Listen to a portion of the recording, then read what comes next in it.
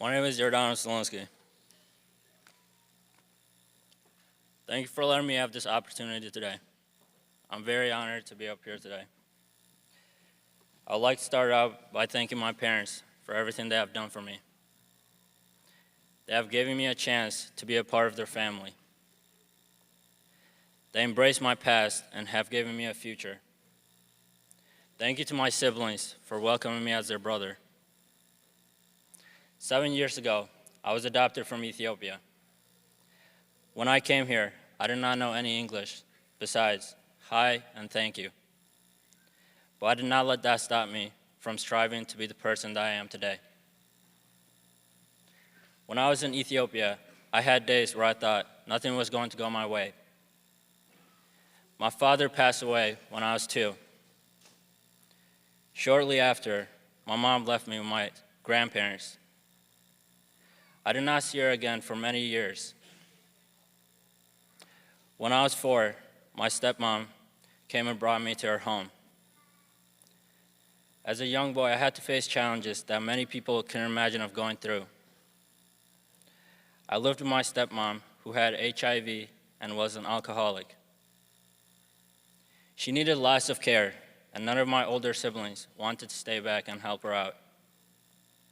So at the age of 4, instead of going to school, I had to get a job and look after her. The director of a nearby orphanage would often see me roaming the streets. She begged for 2 years to allow me to come to the orphanage so I would not end up as a street kid. Finally, at the age of 6, my stepmom allowed me to move to the orphanage. I was at the orphanage for 5 years, longer than any other child.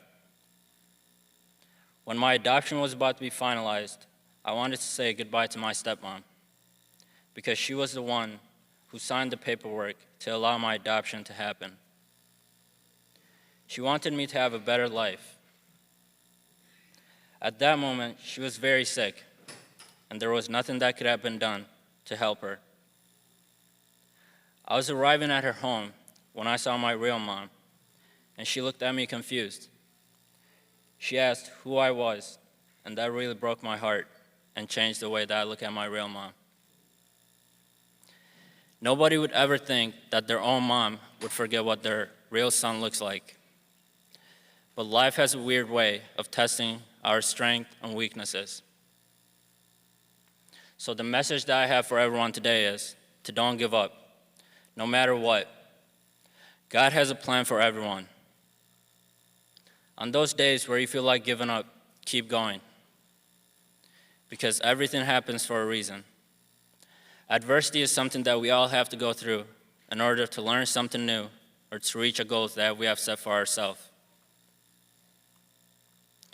Don't try to fit in because you are afraid of what others might say about you. Be yourself, and you will find the people that are meant to be in your life. Sometimes you have to be comfortable with being uncomfortable. We all have some kind of dreams that we are trying to achieve.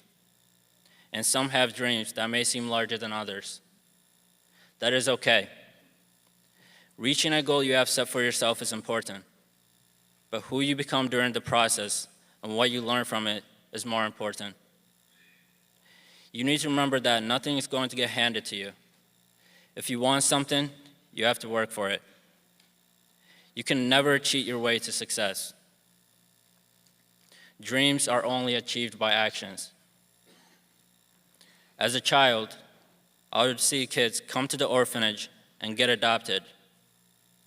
I'd wonder, what is wrong with me? Why am I not being picked? Every day I would pray that I would find a family that loved me for who I was. As I got older, I knew my chances were less, but I never gave up. I was the last child to be adopted from my orphanage before the international adoption from Ethiopia was closed. So at the age of 11, I found my home. So don't waste time. Don't let hard times define you.